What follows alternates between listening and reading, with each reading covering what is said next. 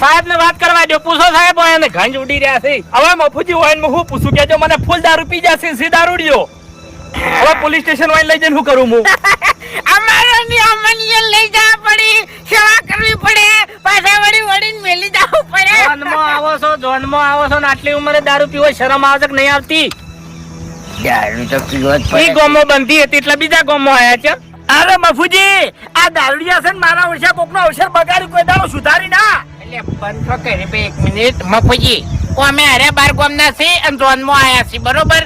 અને આપણે બાજુનું ગોમ છે એટલે આપણે તો મહેમાન જેવા કહેવાય. એટલે સાહેબ તમે કહેતા હોય ને તો હું બાજુનું ગોમ જોયું છે, હું ઠેઠ જઈને મિલ્યા આવું. એટલે આપણા બદલે નહીં આયા હોય કામ.